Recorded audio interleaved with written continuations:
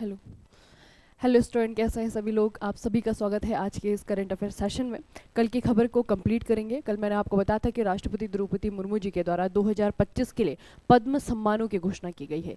कल हमने पद्म विभूषण पढ़े थे, पद्म भूषण पढ़े थे। आज जो है पद्म सम्मानों की जो सबसे बड़ी कैटेगरी है यानी कि पद्मश्री, उसके विजेताओं को हम लोग देखेंगे, है ना। तो इस बार बच्चे पद्मश्री की अगर हम बात करें तो इस बार 113 लोगों को, ये नंबर भी कई बार पूछा जाता है क्योंकि पद्मश्री में कैटेगरी सबसे ज़्यादा है, तो अवार्ड विनर जो है एक तो इसी कैटेगरी से पूछे जाते हैं और दूसरा ये नंबर बहुत ज़्यादा पूछा जाता है। ठीक है, तो याद रखना है आपको कि टोटल जो 139 पद्म पुरस्कार दिए गए हैं उनमें से 113 लोगों को जो है पद्मश्री सम्मान दिया गया है। अब 113 लोगों में से सारे के सारे तो हम नहीं पढ़ सकते हैं, अगर पढ़ भी लें तो याद नहीं रख पाएंगे, है ना। तो कुछ इंपॉर्टेंट बचे, मैं आपको जो एक लिस्ट है वो लिस्ट मैं आपको दिखा देती हूँ। इस तरीके से जो है आपकी लिस्ट है, ठीक है। और लिस्ट में बहुत सारे लोग हैं, लगभग 113 लोग जो हैं यहाँ पे हैं।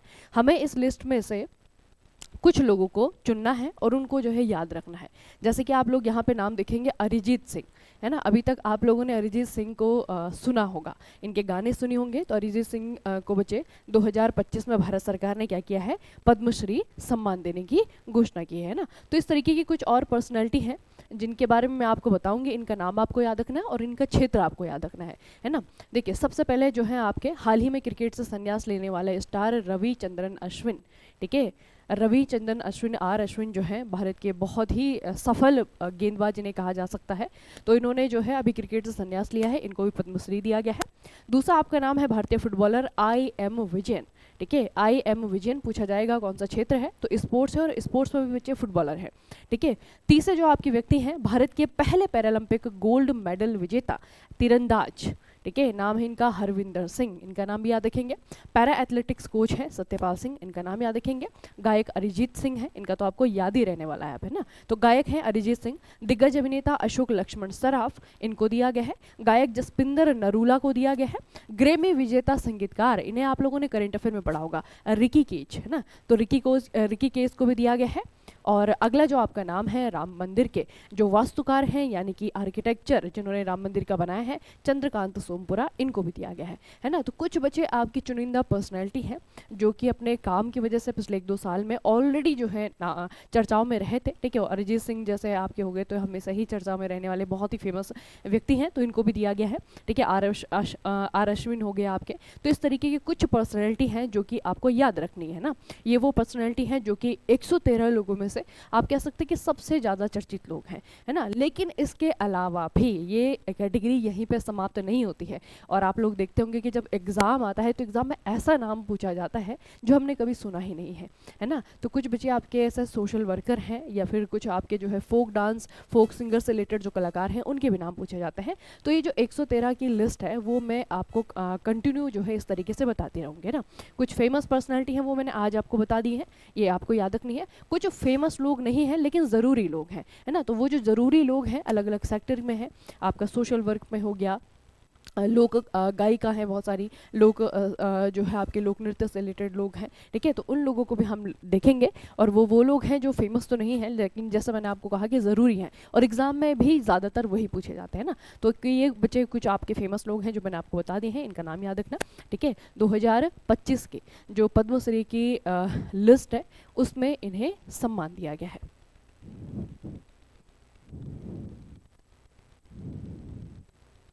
चलिए, अगला सम्मान है आपका दूरदर्शन को मतदाता जागरूकता और शिक्षा पर अपने व्यापक अभियान के लिए इलेक्ट्रॉनिक मीडिया श्रेणी में पुरस्कार से सम्मानित किया गया है, ठीक है। इलेक्ट्रॉनिक मीडिया श्रेणी में पुरस्कार से सम्मानित किया गया है।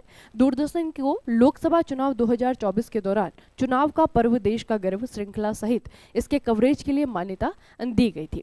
दूरदर्शन की महानिदेशक कंचन प्रसाद, इनका नाम मुझे याद रखना, दूरदर्शन के जो वर्तमान में महानिदेशक है कंचन प्रसाद, उनको जो है ये सम्मान दिया गया था, ठीक है। और राष्ट्रपति द्रौपदी मुर्मू जी के द्वारा इन्हें सम्मानित किया गया था, ठीक है। तो ये आपको याद रखना है, दूरदर्शन को ये सम्मान दिया गया है। उसके अलावा दूरदर्शन की अगर हम स्टैटिक जीके की बात करें तो ये भी एग्जाम में काफ़ी पूछा जाता है। क्या क्या चीज़ें आपको याद रखनी है? सबसे पहले दूरदर्शन प्रसार भारती के 2 प्रभागों में से एक है, दूसरा प्रभाग आकाशवाणी है। एक आपका दूरदर्शन है, एक आपका आकाशवाणी है। प्रसार भारती बच्चे बात करें तो प्रसार भारती जो है एक ऑटोनॉमस निकाय है, बॉडी है जो कि भारत सरकार के अंडर में आती है ना, लेकिन स्वायत्त संस्था है। उसके अलावा ये एक एक्ट के तहत बनाई गई है, तो प्रसार भारती को याद रखना है कि वैधानिक निकाय है। अब प्रसार भारती के ही जो है आपके दो विंग है, एक आकाशवाणी है, एक आपका दूरदर्शन है ना। आकाशवाणी मतलब कि रेडियो, जिसमें कि सुनने वाला संचार है उसका इस्तेमाल होता है ना। दूरदर्शन में जो है आपका जो देखने वाला संचार है उसका इस्तेमाल होता है। तो दूरदर्शन जो है आपका दो प्रभागों में से एक है, पहला आपका दूरदर्शन है, दूसरा जो है आपका आकाशवाणी है। प्रसार भारती एक वैधानिक स्वायत्त निकाय है जो कि अधिनियम 1997 के तहत बनाया गया था। यह देश का लोक सेवा प्रसारक है। दूरदर्शन की अगर हम बात करें तो इसकी प्रसिद्ध धुन सितार वादक पंडित रविशंकर और सहनाई वादक उस्ताद अली अहमद हुसैन खान के द्वारा बनाई गई थी और इसे पहली बार 1 अप्रैल 1976 को प्रसारित किया गया था। बहुत बार बच्चे आपकी ये डेट पूछी जाती है 1976, ठीक है। पहली बार दूरदर्शन का जो प्रसारण हुआ था 1976 में हुआ था, इस डेट को याद रखेंगे।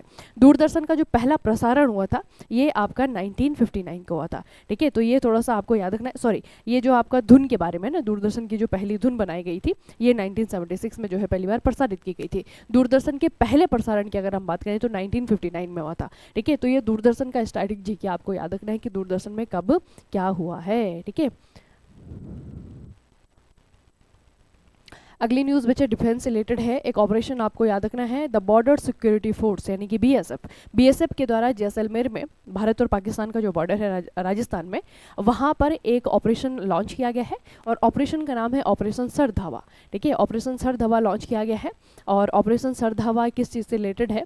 इसका उद्देश्य सर्दी के मौसम में घने कोहरे के कारण होने वाले दृश्यता में कमी का लाभ उठा करके घुसपैठ प्रयासों को विफल करना है। यह ऑपरेशन 22 से लेकर के 29 जनवरी 2025 तक किया गया है। बेसिकली आपको क्या पूछा जाएगा, ऑपरेशन सरधावा किसके द्वारा कंडक्ट करवाया गया है, कहाँ पर कंडक्ट करवाया गया है ना। अभी जो है आपके ठंड का मौसम है, ठंड के मौसम में जो है हालांकि 2025 में तो इतना ज़्यादा कोहरा नहीं देखने को मिला है, सर्दी इतनी ज़्यादा पड़ी नहीं है, लेकिन बच्चे फिर भी ये ऑपरेशन सरधावा बीएसएफ के द्वारा किया जाता है और भारत और पाकिस्तान की जो बॉर्डर है वहाँ पे किया जाता है ना, राजस्थान वाला गुजरात वाला जो क्षेत्र है वहाँ पे इसे कंडक्ट करवाया जाता है।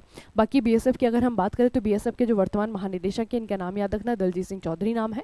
हेडक्वार्टर इसका नई दिल्ली में है और इसकी स्थापना 1965 में 1965 में की गई थी। तो इतना जो है आपको बीएसएफ के बारे में और बीएसएफ के वर्तमान ऑपरेशन के बारे में याद रखना है। अगली जो आपकी न्यूज़ है ये है भारतीय अंतर्देशीय जलमार्ग प्राधिकरण। हमारे देश में जितने भी नेशनल वाटरवेज हैं उनको संभालने वाला, उनको निगरानी रखने वाली जो ऑर्गेनाइजेशन है उसे कहा जाता है भारतीय अंतर्देशीय जलमार्ग प्राधिकरण। तो इसने क्या किया है बच्चे, इन्होंने वाराणसी में अपना नया क्षेत्रीय कार्यालय स्थापित किया है। कहाँ पर? वाराणसी में, ठीक है। अब आपको पूछा जाएगा कि इस प्राधिकरण का जो नया कार्यालय बना है वो कहाँ पे बना है। यह कार्यालय गंगा नदी में राष्ट्रीय जलमार्ग 1 पर अंतर्देशीय जल परिवहन गतिविधियों के लिए बनाया गया है। इस कार्यालय का उद्देश्य उत्तर प्रदेश राज्य में जो ये प्राधिकरण है इसके परियोजनाओं पर संबंधित कार्यों को सुव्यवस्थित करना है। प्राधिकरण के वर्तमान में गुवाहाटी 1 हो गया, पटना बिहार 2, कोच्चि 3, 4 भुवनेश्वर, 5वां आपका कोलकाता में। तो ये जो है 6वां कार्यालय है बच्चे, ठीक है। ये जो प्राधिकरण है आपका अंतर्देशीय जलमार्ग प्राधिकरण, इसके जो है टोटल 6 अलग अलग जगह पे क्या है कार्यालय है, ठीक है। उनमें से जो है आपका वाराणसी में, यानी कि इनमें से अगर आप लोग देखेंगे तो उत्तर प्रदेश में ये पहला कार्यालय है ना। इससे पहले जो है आपका असम में है, बिहार में है, केरला में है, उड़ीसा में है और आपका पश्चिम बंगाल में है, ठीक है। तो ये आपको याद रखना है कि उत्तर प्रदेश के वाराणसी में इसका 6वां कार्यालय खोला गया है ना, याद रखेंगे। और ये जो 6वां कार्यालय है इसका जो मेन उद्देश्य है वो ये है कि जो नेशनल वाटरवे 1 है, जो हमारे देश का नेशनल वाटरवे 1 है वो गंगा नदी पे बना हुआ है ना। तो गंगा नदी का जो नेशनल वाटरवे 1 है उसको बच्चे सुव्यवस्थित करने के लिए, उसके देखरेख के लिए जो है आपका ये 6वां कार्यालय खोला गया है, ठीक है। इतना आपको याद रखना है कि वाराणसी में यानी कि बनारस में उत्तर प्रदेश में खोला गया है। अगली जो आपकी न्यूज़ है ये साइंस एंड टेक से रिलेटेड है। डीप सीक नाम याद रखना, डीप सीक क्या है? यह एक एडवांस्ड एआई मॉडल है, ठीक है। एडवांस्ड एआई मॉडल है। इसे हंगझोउ स्थित, कहाँ पे? हंगझोउ यानी कि चाइना, ठीक है। तो चाइना में इसी नाम से एक यहाँ पे लैब है, लैब का नाम भी डीप सीक है। इस लैब के द्वारा, रिसर्च लैब के द्वारा इसे डेवलप किया गया है, ठीक है। इसकी स्थापना 2023 में लियोंग वेनफेंग ने की थी, जो कि एआई और क्वांटिटेटिव फाइनेंस में बैकग्राउंड वाले एक इंजीनियर हैं। डीप सीक V3 मॉडल का एक advanced open source AI system है। ये ओपन AI के चैट GPT को पीछे छोड़ते हुए एप्पल ऐप स्टोर पर टॉप रेटेड फ्री ऐप बन गया है।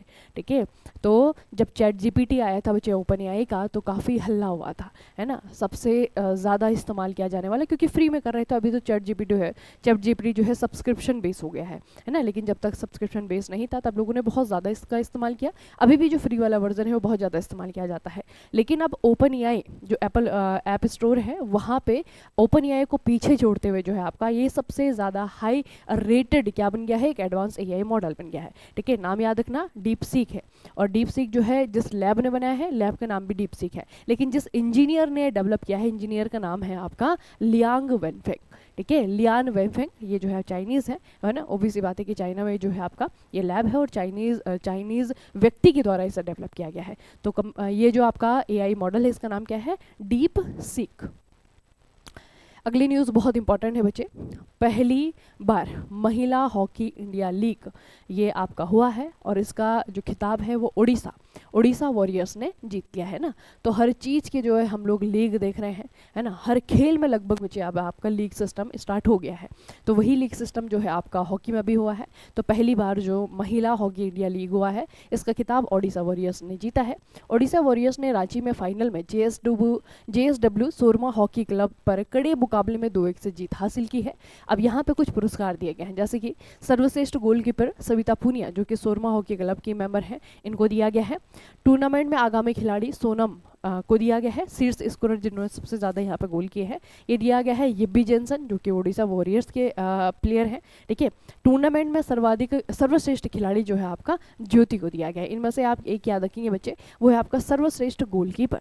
सर्वश्रेष्ठ गोलकीपर का जो खिताब है ये दिया गया है सविता पुनिया को। ठीक है, तो इस तरीके से आपको याद रखना है कि पहला जो महिला हॉकी इंडिया लीग है वो खत्म हो गया है। ठीक है, और यहाँ पे किसने जीत दर्ज की है, यहाँ पे जीता है उड़ीसा वॉरियर्स ने। ठीक है, उड़ीसा वॉरियर्स के द्वारा ये जीता गया है। अगली न्यूज़ बच्चे आपका ओबिचुरी से रिलेटेड है। एक बहुत फेमस पर्सनैलिटी है जिनका हाल ही में निधन हुआ है, इनका नाम है डॉक्टर चेरियन। आपको पूछा जाएगा डॉक्टर चेरियन का संबंध किस क्षेत्र से है, तो चिकित्सा आएगा। अगर फील्ड पूछा जाएगा तो चिकित्सा आएगा, है ना। बहुत फेमस बच्चे हृदय रोग विशेषज्ञ थे। ठीक है, याद रखना, बहुत फेमस हृदय रोग विशेषज्ञ थे। इनके नाम पर कुछ अचीवमेंट है। ठीक है, इनके बारे में कुछ बातें हैं जो हमें याद रखनी पड़ेंगी। देखिए, भारत के प्रख्यात हृदय शल्य चिकित्सक KM चेरियन ने 1975 में भारत की पहली कोरोनरी बाईपास सर्जरी की थी। ठीक है, ये इनके नाम पे अचीवमेंट है।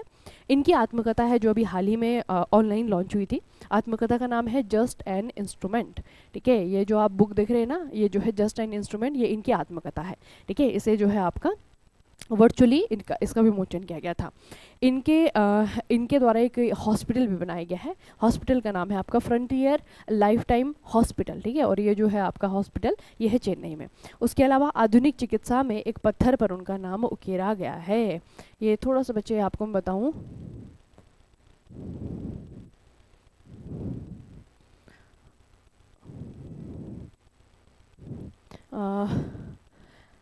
ग्रीस में बचे आपका एक पत्थर स्टोन है। ठीक है, वहाँ पे जो मॉडर्न मेडिसिन से रिलेटेड जो लोग हैं, जिन्होंने मॉडर्न मेडिसिन के फील्ड में बहुत बड़े बड़े काम किए हैं, जिन्होंने जो है एक माइलस्टोन सेट किया है, उन लोगों का नाम जो है वहाँ पे आपका रजिस्टर्ड है। ठीक है, और भारतीयों में बहुत कम लोग वहाँ पे जो है रजिस्टर्ड हैं। तो भारतीयों में जो है आपका डॉक्टर चेरियन का नाम जो है उस स्टोन पे लिखा गया है। ठीक है, मॉडर्न मेडिसिन में जिन्होंने अपना कॉन्ट्रीब्यूशन दिया है, ठीक है, उन लोगों का नाम जो है वहाँ पे आपका उकेरा गया है। उनमें से एक जो है आपके डॉक्टर चेरियन है। ठीक है, मैं आपको बता रही हूँ कि इनकी विशेषता क्या है ना। तो विशेष लोग थे और बहुत ही फेमस जो है आपके कार्डियोलॉजिस्ट थे। कार्डियोलॉजिस्ट आपको याद रखना है या फिर मेडिसिन याद रख सकते हैं। ठीक है, इनका कंट्रीब्यूशन आप लोग देख रहे हैं, भारत सरकार ने इन्हें पद्मश्री भी दिया हुआ है। ठीक है, हालांकि बहुत पहले दिया था तो इसलिए ईयर नहीं पूछा जाएगा, आपको नाम याद रखना है और इनका काम याद रखना है। ठीक है, डॉक्टर चेरियन। और इनकी किताब बच्चे, किताब भी याद रखना। ठीक है, किताब का नाम है not just an instrument, just an instrument. अगला जो है अवार्ड है स्पोर्ट्स है। ठीक है, दोनों ही कैटेगरी में हम देख सकते हैं। कल मैंने आपको बताया था कि अर्शदीप सिंह को जो कि इंडिया के हैं, इन्हें आईसीसी के द्वारा men's T20 cricketer of the year ये टाइटल दिया गया है। आईसीसी बच्चे हर महीने तो पुरस्कार देता ही है, साथ में जब साल खत्म होता है उसके बाद जो है आपके साल भर के जो अवार्ड्स होते हैं उनके लिए अनाउंसमेंट करता है। ठीक है, हालांकि अभी भी पूरी जो कैटेगरी है उसमें अनाउंसमेंट नहीं हुई है। ठीक है, कुछ ही कैटेगरी में अनाउंसमेंट हुई है। तो जो इंपॉर्टेंट कैटेगरी है वो मैं आपको बताती हूँ। पहले तो हमारे लिए इंपॉर्टेंट वो है जहाँ पर कि भारतीयों ने जीता है ना। तो भारतीयों ने बच्चे कौन कौन सी कैटेगरी में जीता है? ICC men's test cricketer of the year Jasprit Bumrah. ठीक है, ICC women's ODI cricketer of the year Smriti Mandhana, दोनों इंडियन है। ICC men's T20 cricketer of the year Arshdeep Singh, ये भी इंडियन है ना। तो 3 कैटेगरी में जो है इन लोगों ने आईसीसी का सालाना खिताब जीता है। अब कैटेगरी आपको याद रखनी पड़ेगी बच्चे, कौन सी कैटेगरी है। ठीक है, इसके अलावा आप जब एग्ज़ाम की प्रिपरेशन करते हैं, आप लोगों ने पहले भी पेपर दिए होंगे, आप लोगों ने देखा होगा बच्चे कि आईसीसी के अवार्ड में ज़रूरी नहीं कि भारतीय विनर ही पूछे जाते हैं, है ना। भारतीय ना भी हो लेकिन इंपॉर्टेंट कैटेगरी हो तो वो विनर पूछ लेता है आपको। ठीक है, तो विनर में आपको याद रखना है ICC men's ODI cricketer of the year ये दिया गया है आपका ओमर जई को, ये अफगानिस्तान के खिलाड़ी हैं। ठीक है, ओमर जई। उसके बाद ICC women's T20 cricketer of the year की बात करें तो इनका नाम है अमिलिया केयर, जो कि कहाँ की खिलाड़ी हैं? न्यूजीलैंड की खिलाड़ी हैं। ICC umpire of the year की बात करें तो ये जो है आपका इलिंगवर्थ को दिया गया है, जो कि इंग्लैंड के अंपायर हैं, है ना। हालांकि अंपायर इतने ज़्यादा इंपॉर्टेंट नहीं है लेकिन खिलाड़ी को याद रखना बच्चे। ठीक है, आपका ओडीआई प्लेयर हो गया, टेस्ट प्लेयर हो गया, T20 प्लेयर हो गया, किस किस को दिया गया है। और ये जो 3 विनर हैं भारत के, इन तीनों को याद रखना। तीनों कहीं ना कहीं किसी न किसी एग्जाम में आपको देखने को मिलेंगे, क्योंकि ये जो पुरस्कार हैं ये साल में एक बार ही जो है अनाउंस किए जाते हैं। वैसे तो मंथली जो है आईसीसी देता रहता है लेकिन मंथ वाले बहुत ज़्यादा नहीं आते एग्जाम में। आपके जो है जो ईयरली वाले ये टाइटल होते हैं वो एग्जाम में पूछे जाते हैं। इसीलिए याद रखना है कि आईसीसी ने 2024 के लिए जो अपने पुरस्कारों की घोषणा की है वहाँ पे कौन कौन से भारतीयों ने जीता है। अगली जो आपकी न्यूज़ है अगेन ये भी स्पोर्ट्स से रिलेटेड है। भारतीय ग्रैंड मास्टर इनियान पन्नीर सेल्वम, इन्होंने मलेशिया में 9th जोहोर इंटरनेशनल ओपन शतरंज टूर्नामेंट का खिताब जीत लिया है। ठीक है, अब आप लोगों में से बहुत सारे बच्चे होंगे जो इनका नाम पहली बार सुन रहे होंगे। ये बच्चे जीएम हैं, ठीक है, ग्रैंड मास्टर हैं। नाम इनका है इनियान पन्नीर सेल्वम, नाम है इनका। ठीक है, इन्होंने ये टूर्नामेंट अपने नाम किया है, इसीलिए इनका नाम याद रखना। आपको इतना पूछा जा सकता है कि जो ई पन्नीर सेल्वम है इनका खेल कौन सा है, तो ये जो है ग्रैंड मास्टर है, यानी कि इनका संबंध है शतरंज से। ठीक है, नाम याद रखना बच्चे इनका। अगली न्यूज़ है एम मोहन को केरल के तिरुवनंतपुरम स्थित तरल प्रणोदन प्रणाली केंद्र LPSC इसके निदेशक के रूप में नियुक्त किया गया है। ठीक है, अब इसरो जो है, इसरो जब काम करता है बच्चे तो इसरो की हेल्प के लिए, है ना, कह सकते हैं कि इसरो जब काम करता है तो उसके जितने बड़े बड़े मिशन होते हैं वो मिशन जो है वो अकेले कंडक्ट नहीं करता है, वो मिशन जो है अकेले सक्सेसफुल नहीं होता है ना। उसमें जो है बहुत सारे और भी इंस्टीट्यूट होते हैं जो कि इसरो की हेल्प करते हैं। तो उनमें से एक इंस्टीट्यूट है आपका जिसका नाम है LPSC। LPSC क्या है बच्चे? ये है लिक्विड प्रोपल्सन सिस्टम सेंटर, और ये है कहाँ पे? ये है आपका केरला में तिरुवनंतपुरम में। तो बहुत इंपॉर्टेंट ऑर्गेनाइजेशन है। और जो अभी इसरो के हेड हैं वो पहले इसके महानिदेशक थे, इसके हेड थे ना, तो उनके इसरो के हेड बनने के बाद में आपका अब यहाँ पे जो है नए हेड को नियुक्त किया गया है और इनका नाम है एम मोहन। ठीक है, एम मोहन आपको याद रखना है कि एम मोहन LPSC, और LPSC का आपको पूछा जा सकता है कि केंद्र है कहाँ पे?